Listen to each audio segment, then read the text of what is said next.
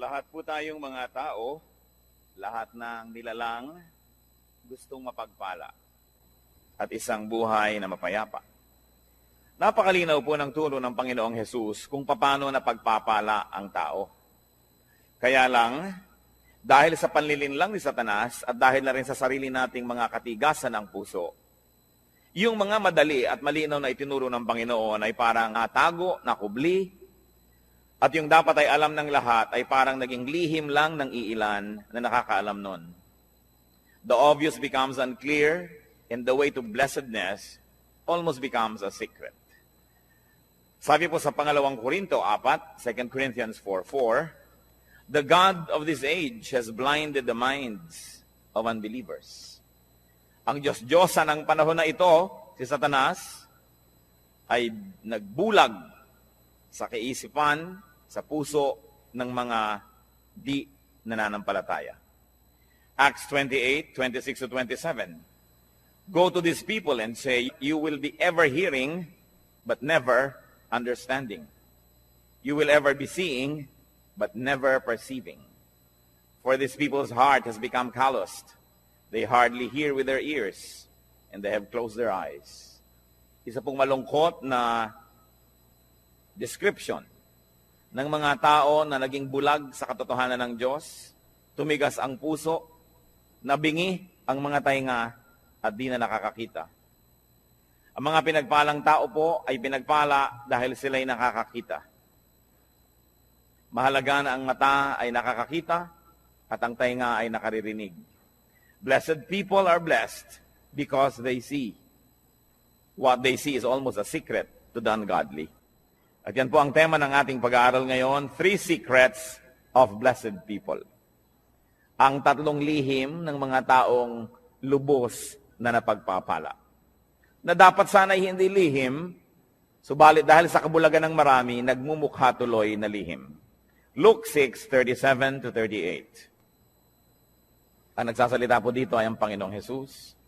Do not judge, and you will not be judged. Do not condemn, and you will not be condemned. Forgive, and you will be forgiven.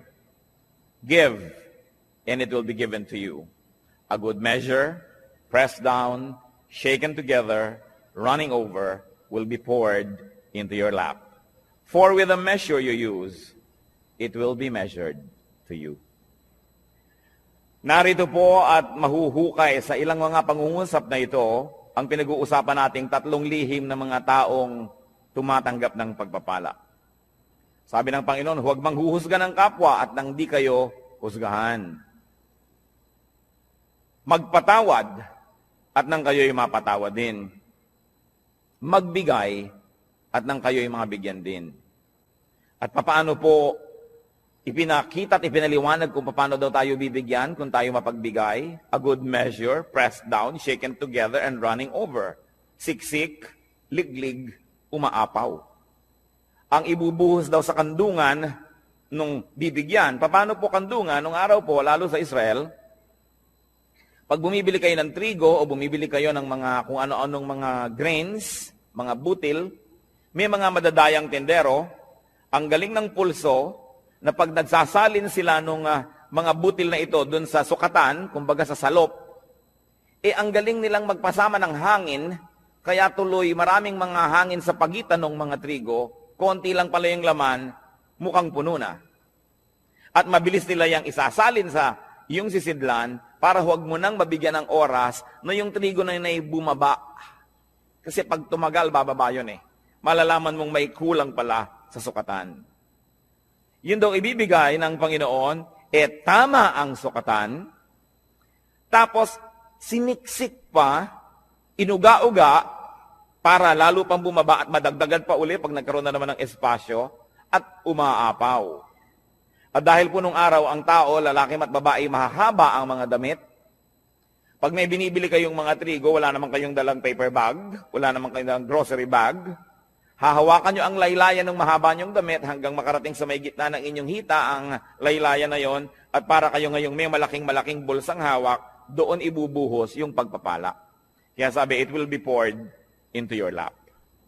Napakagandang makita na yung binigyan ay hindi nagreklamo, nung sukatin niya sa bahay ay hindi kulang, kundi sobra-sobra pa. At narito po yung 3 secrets of blessed people. At pwede rin nating sabihin ito na 3 steps to blessedness. Unang-una pong daan tungo sa pagpapala ng Diyos, do not judge. Huwag manghuhusga ng kapwa. Tingnan po natin sa dictionary ang ibig sabihin ng to judge. It is to form an opinion or to pass judgment on someone. So makikita po natin na yung palang lumilikha ka ng yung mga iniisip tungkol sa isang tao, yung sinasabi mo na siya ay ganito, siya ay ganun, hindi mo pa naman lubos na nauunawaan, yan ay isang uri ng judgment. Pag may nagsumbong sa iyo tungkol sa isang tao, hindi mo pa naririnig ang panig ng isinumbong, kampi ka na agad dun sa nagsumbong, isang uri ng judgment.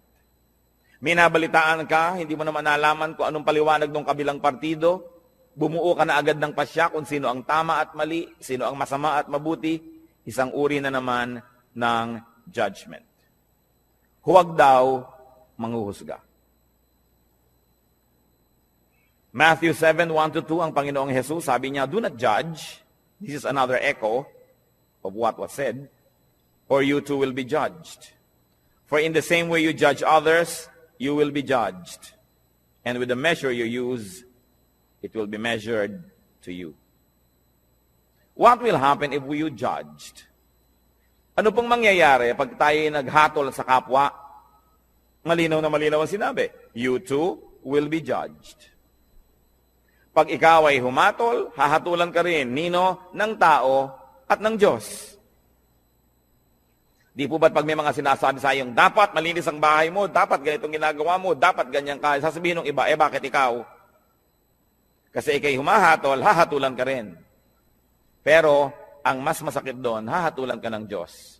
At yun ang mabigat na hatol. At ano naman po ang problema kung hahatulan tayo ng Diyos? Well, you will be found guilty. Tiyak na pagka Diyos ang naghukom sa atin at tayo'y sinukat, tayo'y kulang. Tayo'y tinimbang, siguradong tayo'y kulang. Sapagkat sabi sa Romans 3:23, for all have sinned and fall short of the glory of God. Lahat ay nagkasala at kinapos sa kaluwalhatian ng Diyos. May exempted ba? Exempted ba ang mga taga-Bacolod? Exempted ba ang mga taga-Las Piñas? Hindi. Sabi, lahat ay nagkasala at kinapos. Romans 3:10-12, as it is written, there is no one righteous, not even one. There is no one who understands, no one who seeks God. All have turned away, they have together become worthless. There is no one who does good, not even one. Sa tingin ng langit, walang gumagawa ng tama. Lahat ay nagkakamali, panapanahon lang. Kung minsan ay tamang-tama ka ng 2 araw, sa pangatlong araw, nadapa, may mali na. Yun namang iba, hindi na talaga tumabangon sa pagkakadapa, permanente nang nakadapa. Sobra nang nasanay sa pagkakasala. Wala daw nakauunawa. Pero sasabihin natin, hindi po ba may ginagawa kaming tama? Subalit sabi rin sa Bible, ang pinakamagaganda at pinakamalilinis nating gawa ay para lang basahan. Kung ito ay hahambing sa kalinisan ng Diyos, kulang at kulang pa rin.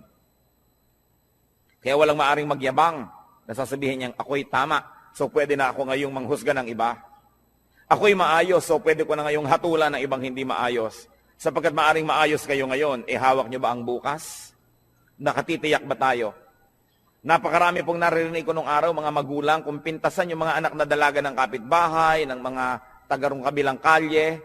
Pagkatapos, kung lumaon yung mga sarili nilang anak na dalaga ang mga napapariwara, di wala na sila ngayong masabi, dahil nauna na ang paghatol nila doon sa iba, sabi pa naman, kung anong panukot mo sa iba, ganun ka susukatin.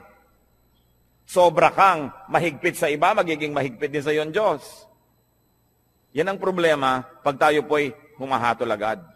Genesis 6:5, nung nilikha ng Diyos ang tao at kutakot-takot na kasalanan at mga kasamaan ng ginawa ng tao, the Lord saw how great man's wickedness on the earth had become, and that every inclination of the thoughts of his heart was only evil all the time. Nakita ng Panginoon kung gaano naging kasama ang puso ng tao na wala siyang hinahangad, iniisip, kundi ang gumawa ng kasalanan. What will happen if you did not judge others?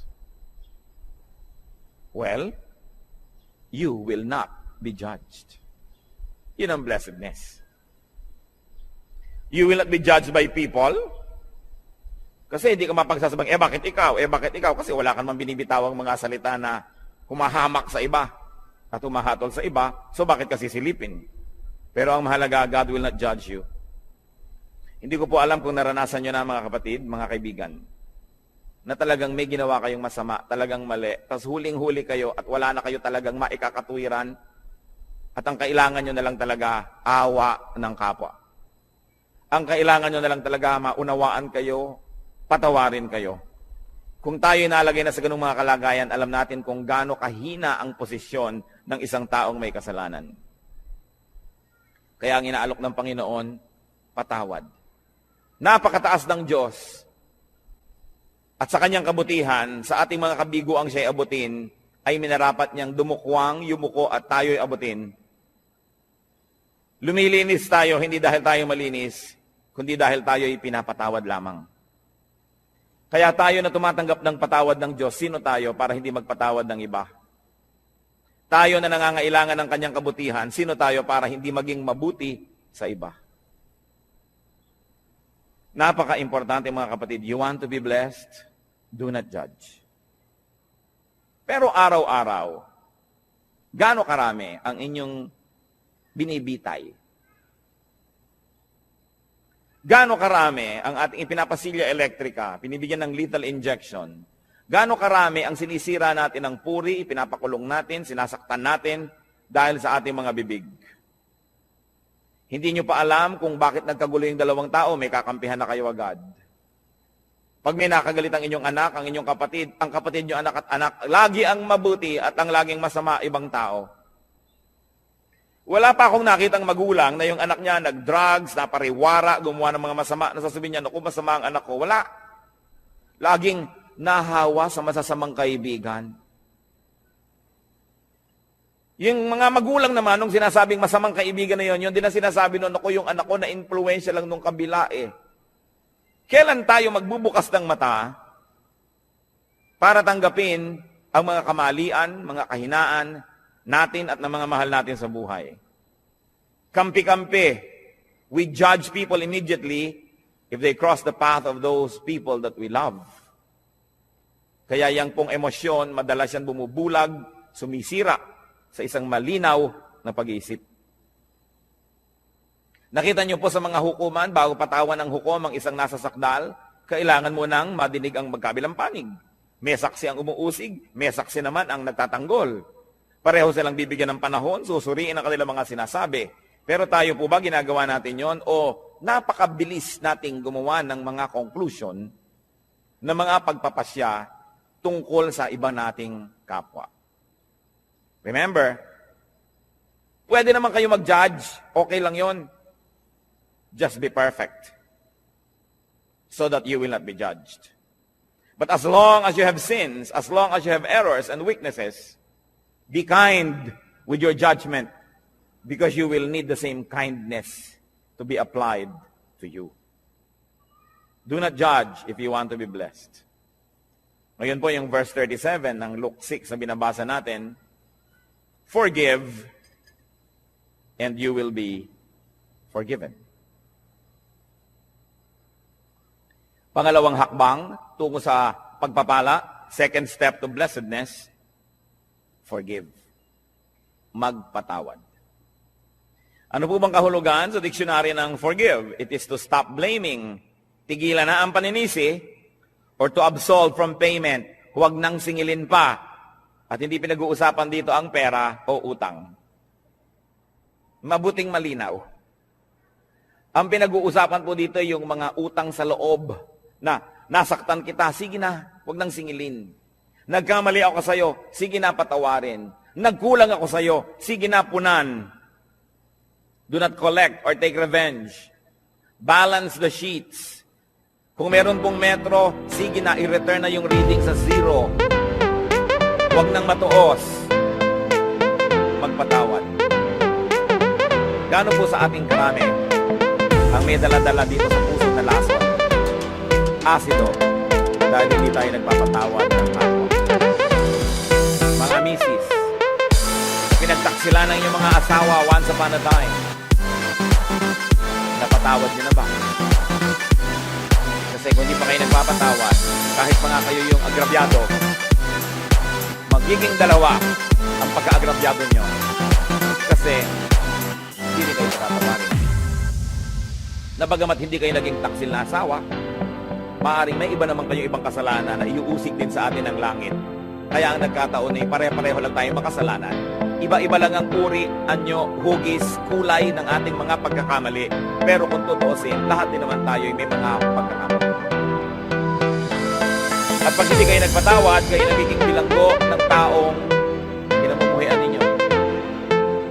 Tuwing naaalala nyo siya, nawawalan kayo ng ganang kumain. Nawawalan kayo ng ganang matulog. Tumatamlay kayo. Pati sa pagnenegosyo nyo, nawawala kayo sa sarili. Nagkakamali-mali ang sukli. Nalulugi pa rin kayo. Ipagpalagay na minsan na tayong nalugi, minsan na tayong nasaktan, minsan na tayong nahirapan. Pero habang di pa kayo nagpapatawad, patuloy pa kayong masasaktan.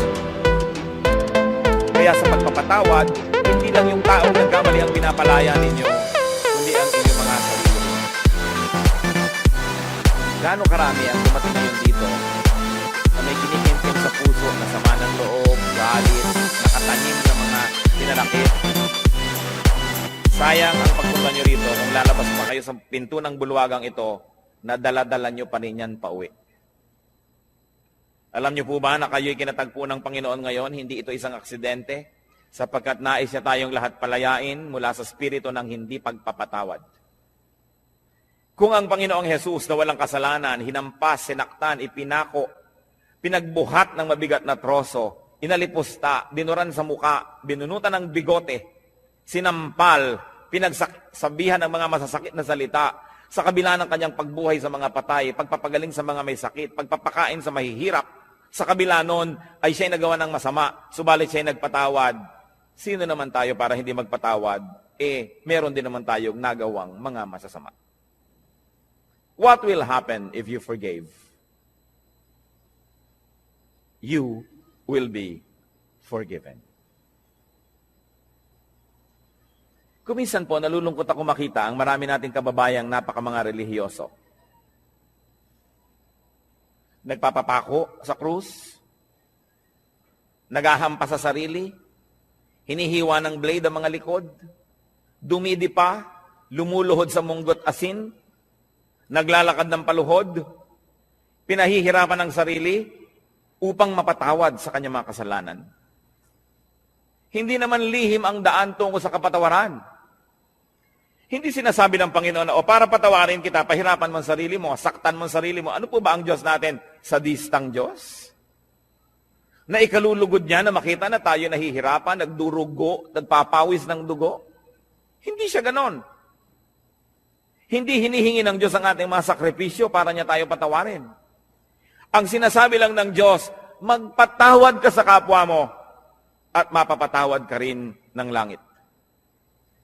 Hindi natin kailangan gawin yung mga mahihirap na ginagawa ng marami. Kaya nakakalungkot po sapagkat ko ang Biblia, ang salita ng Diyos ay hindi nakabukas at hindi tinatanggap ng bukas na puso. Maraming ginagawa ang taong nasasayang. Pinipilit niya magpunyagi, maghirap.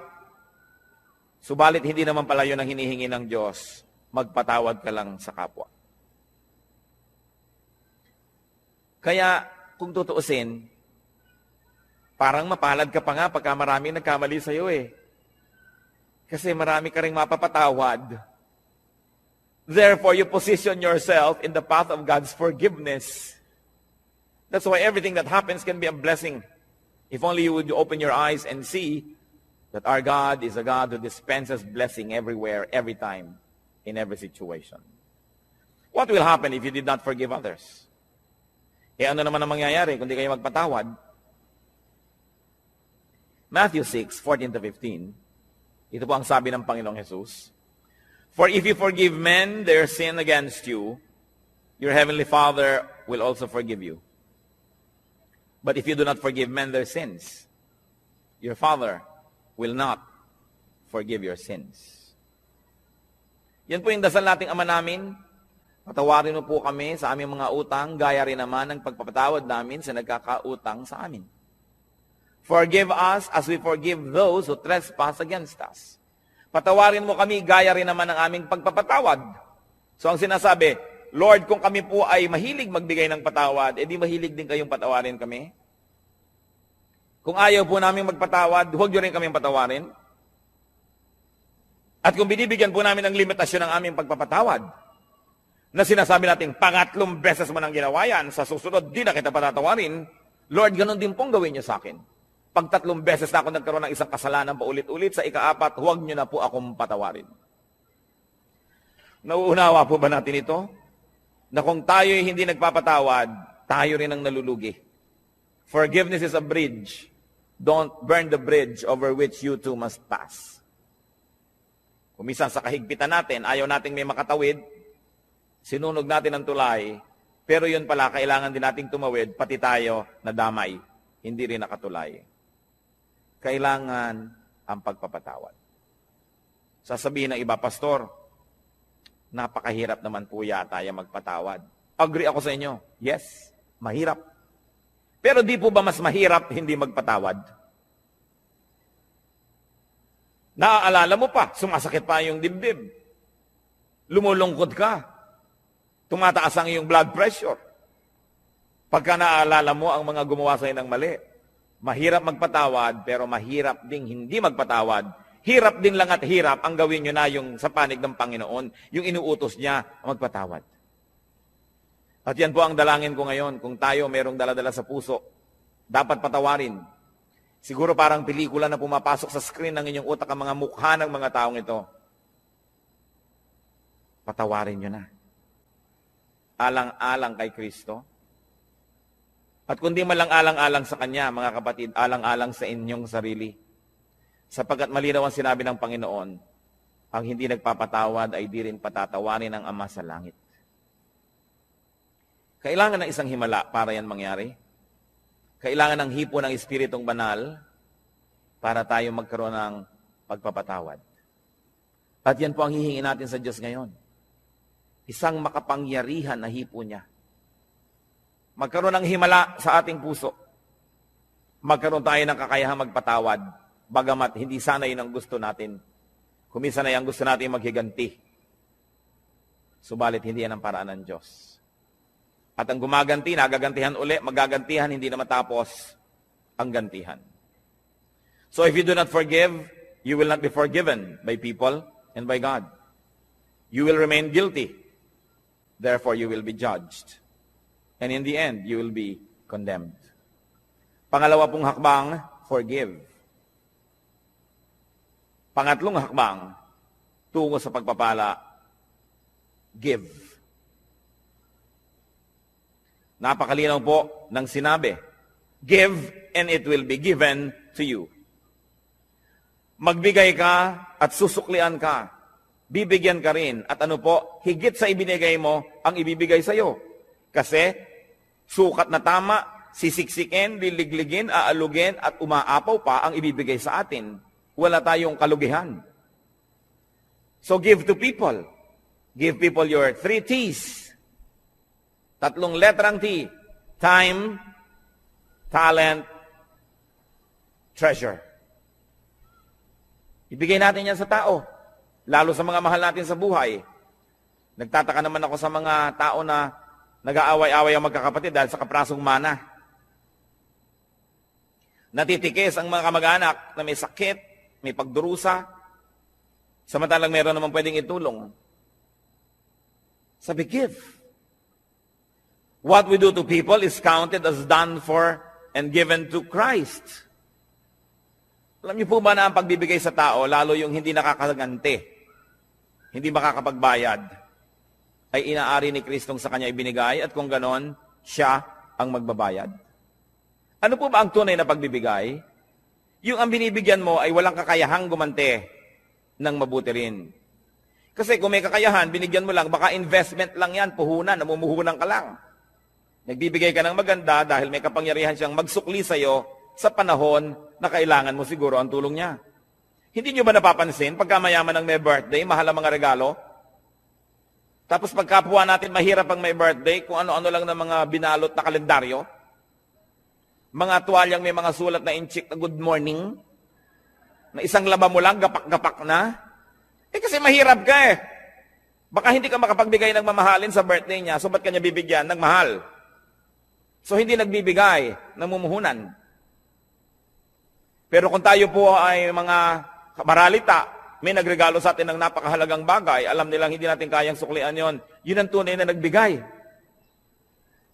So pati po ang ating mga pagbibigay susuriin natin, tayo ba'y nagpapadama lamang, namumuhunan lamang, o nagbibigay talaga? Sa palagay niyo po ba ay maipagkakaila natin sa Diyos ang tunay na laman ng ating puso? Ang Diyos ang sumusukat, maging na mga iniisip natin na lingid sa ating kapwa-tao. At sabi nga sa Bible po, sa oras ng paghuhukom, sasabihin ng Panginoon, hali kayo mga hinirang, mga pinagpala. Nagugutom ako, pinakain ninyo ako, nagiginaw ako, binigyan nyo ako ng balabal. May sakit ako, dinalaw nyo ako. Nakulong ako, nasa piitan, helpless, powerless. Pinuntahan ninyo ako. Handito ang inyong gantimpala. At sabi ng mga tao, kailan naman po namin nakita na ganun kayo? Diyos naman kayo. Sabi ni Lord, Aba, lahat ng taong tinulungan ninyo, inaari ko na sa akin nyo yun ginawa. May tanong ako sa inyo. May gumawa ng mabuti sa anak nyo. Di ba tinatanaw nyo? Di ba mas natutuwa pa nga tayo na sa birthday ng anak natin may nagregalo kaysa sa sarili nating birthday? Di ba't kung may mga regaluhan sa Pasko, tinitingnan nyo yung anak nyo kung may nag-aabot man lang kahit isa at nasasaktan ng puso nyo na walang nagbibigay sa kanya? Lahat ng tao, likha ng Diyos. Mahal niya ang lahat ng tao. Pag nagbigay ka sa isa niyang minamahal na tao, lalo yung kapuspalad, yung walang pumapansin, hindi kaya niya alam? Hindi kaya niya tinatandaan at sasabihin niya, balang araw, susuklian ko ang kabutihan mo. Kahit ngayon pa lang, susuklian ko na, sapagkat mabuti ka dito sa aking mga nilalang. Di ba't pag may sumasakit sa kalooban ng ating mga anak ay tayo unang-unang nasasaktan? So kung may sinasaktan kang tao, sa palagay mo ba hindi mo sinusugatan ang puso ng Diyos? Kung meron kang taong hinuhusgahan, pinag-uusapan, chinichismis, inaagawan ng asawa, inaagawan ng pera, nilalamangan, hindi kaya natin pinalulungkot ang puso ng Diyos. Kaya ang sabi niya sa Matthew 25:45, I tell you the truth, whatever you did not do for one of the least of these, you did not do for me. At yung kabaligtaran naman noon sa verse 40, sabi niya, whatever you did for one of the least of these brothers of mine, you did for me. Kung ano, ang buting di mo ginawa sa kanila, ay sa akin mo ipinagkait at ako ang sisingil sa iyo. At kung ano naman ang buting ibinigay mo sa kanila, ako ang tatanaw ng utang na loob na yon. Ako ang magsusukli. Lalo pang at walang nakapuri sa iyo, walang nakapansin, hindi ka binigyan ng plaque, hindi ka ipinagpagawa ng monumento. Ako ang nakakaalam ng lihim mong kabutihan. At sabi sa Biblia, yung ama na nakakaalam ng mga lihim na gawang kabutihan, ang siyang magbibigay sa atin ng pagpapala. Whatever we give to people, we give to God. And if you give to people, therefore you give to God. Why will you not be blessed? Sasabihin iba, kailangan wise? Bakit ko bibigyan niya? Di ako nawalan. Yung iniipon ko ang nabawas. Gaano kahirap ba sa Diyos na ibalik ang gusto niyang ibalik? Kung gusto ba kayong pagpalain ng Diyos, may makakapigil sa Kanya. At kung ayaw kayong pagpalain ng Diyos, meron bang makakapilit sa Kanya? Kaya mahalaga po, yung kasiyahan ng Diyos ang ating inuuna. So we give to people, any people, the least of people. But we also give to Christ's workers. Whatever is given to Christ's disciples, whatever is given to Christ, workers and servants, is counted as given to Christ.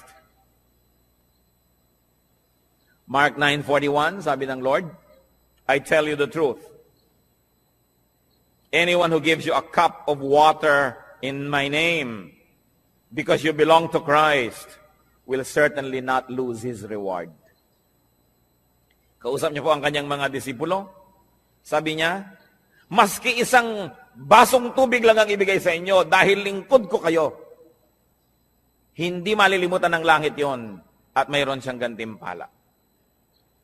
Gusto nating matuwa ang Diyos, maging mapagbigay tayo sa kanyang mga lingkod. Hindi lang sa mga pastor.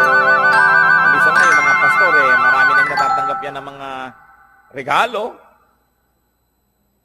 Pero yun bang mga singer, Bible study leader, Sunday school teacher, yung janitor, kasama rin yun sa gawain, yung electrician, yung mga usherette, yung taga-piano, lahat yan ay mga lingkod ng Diyos. Hindi lang ang pastor. Naroon ba naman na darating kayo sa church ay aabutan nyo man lamang ng kalahating kilong longganisa galing sa Lokban? Itong pianista.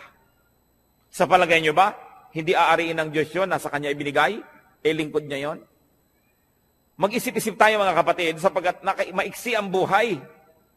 Kakaunti ang mga araw at bilang.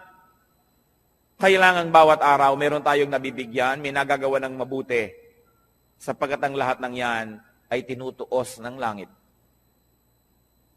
Pero mas mabuti sana na hindi natin ginagawa yun dahil tinutuos, kundi dahil talaga ang puso natin ay naging makadiyos na at ang likas sa Diyos ay mapagbigay. Ganon din naman ang ibinibigay natin sa church, sa gawain ng church, inaari rin yun na ibinibigay kay Kristo. What is given to the church is counted as given to Christ because the church is His body. Sabi po ng Ephesians 5:23, Christ is the head of the church. His body, of which He is the Savior.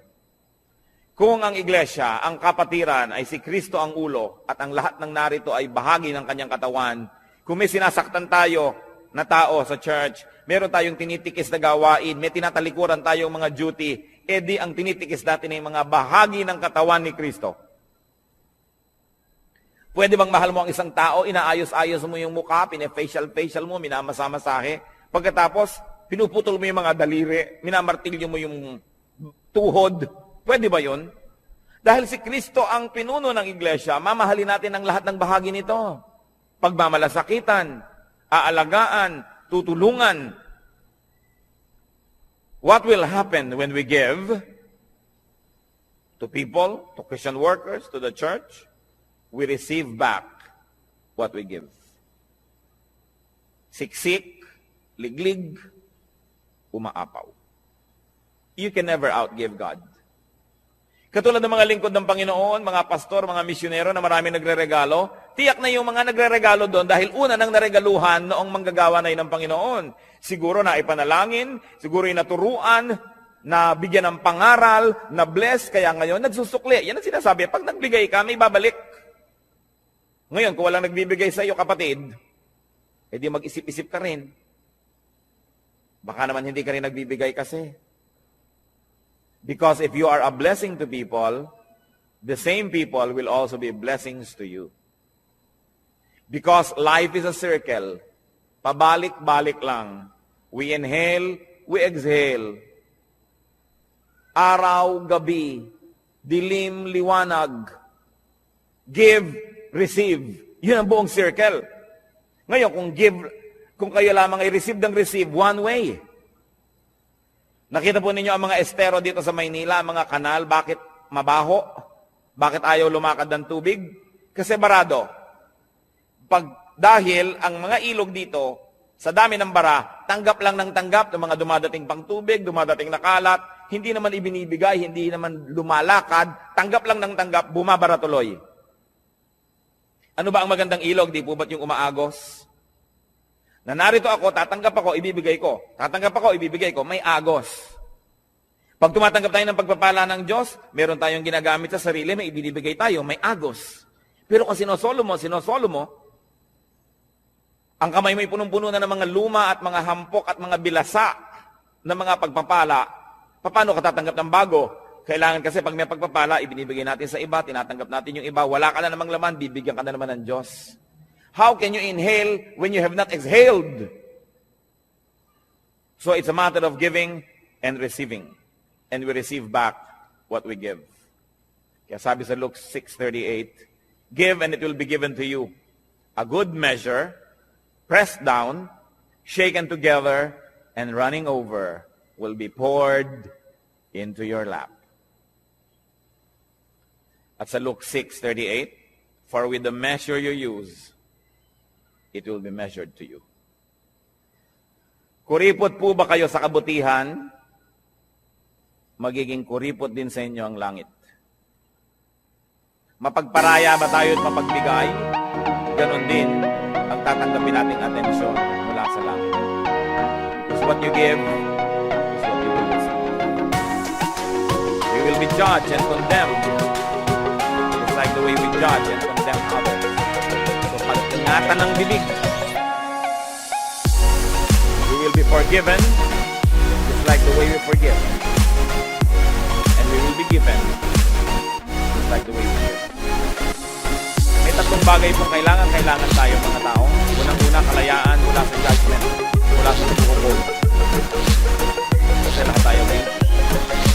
Kailangan din nating mapatawad tayo dahil tayo may kasalanan. At kailangan din nating tumanggap ng pagpapala ng Diyos. Simple, para ang lahat ng yan ay maganap. Blessed people, or the people who will be blessed, do not judge. Suriin natin ang ating mga isip. Watch yourself. Blessed people, forgive. Check your heart. And make it a habit to forgive. Balik na rin po natin ang ating mga kostumbre. Kasi kung minsan, ang nakaugalian na natin, magtanim ng sama ng loob, maghinanakit, hindi kumikibo, pero galit pala. Balik na rin natin yun. Sabi sa Romans chapter 12, be renewed by the changing of your mind. Palitan na ang paraan ng pag-iisip. Alisin na yung mga lumang paraan na hindi naman nakabubuti. Make it a habit to forgive. That when people wrong you, immediately, your instant reaction is to forgive. Habit yan. It can be formed. It is a learned behavior. And God can help us. And of course, a way to blessedness, a way to prosperity is to give. Suriin natin ang ating mga sarili. Hindi naman dapat lihim ang mga bagay na ito. Ibinunyag na ng Panginoon. Nagiging lihim lang sa mga nagbubulag-bulagan at nangagbibingi-bingihan. Panginoong Diyos, suriin niyo po ang puso namin. Turuan mo kami, Lord, na tunay na maging marunong. Karunungan na kumikilalang ang tamang gawin yung ipinagagawa niyo. In the name of Jesus, I rebuke all work of Satan and all deception of the evil one in the hearts of these men and women before the Holy God. We rebuke and drive away the deception, the burdens, the heaviness, the darkness, and we declare freedom for the people who are opening their hearts to the Lord today. Tanggapin natin ang kalayaang magpatawad, ang kalayaang maging makadiyos, ang kalayaang maging malinis. At nawa ang pagpapala ng Panginoon, lalo pang sumagana sa buhay ninyo. Sa ilang saglit mga kapatid, patuloy tayong yumuko sa katahimikan, makipagniig tayo sa Diyos. Dinggin natin ang tinig ng Espiritu na nakikipag-usap sa atin ngayon. Makipagniig sa Espiritu ng Diyos.